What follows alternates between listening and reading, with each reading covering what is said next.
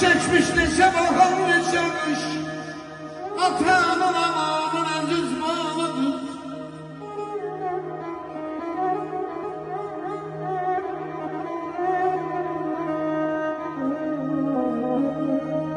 Baştan beyleşmiş benden terlama. Allah kız atançlı kızla yanma. Arzu eden şahsım bana devraman. Kimin oğlu, kimin kızı vardır. Azizim, azizim.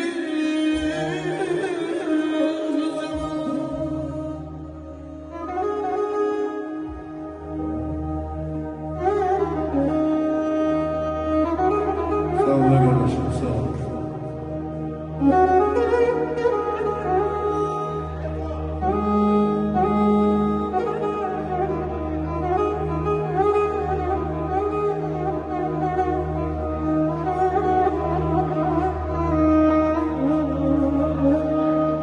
Oynasın ya, aksın sevinsin hamı.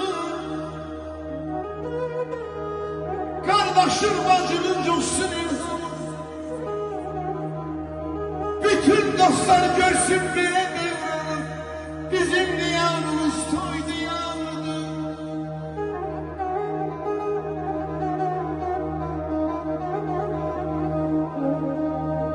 Oynayak, oyak damat şan olsun.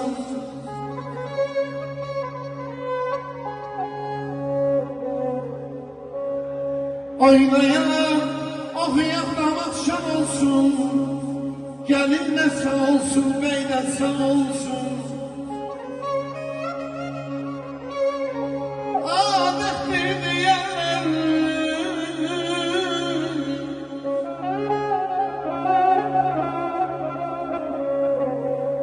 adettir diyenler bekleyen olsun. Bakmalı bahçe güzeldir.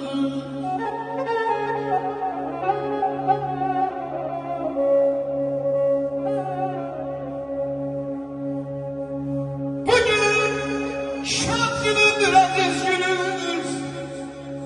Kederinle gamın olmasın Kagani Bey.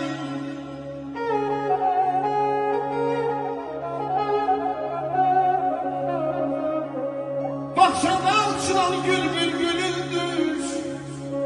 Açılan güllerin solmasın Kagani Bey.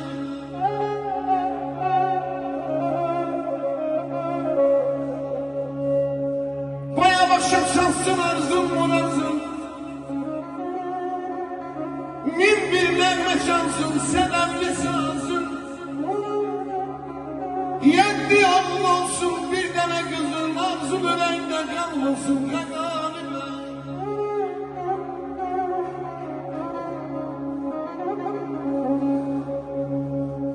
Sevgilinle tavşasan gülersen.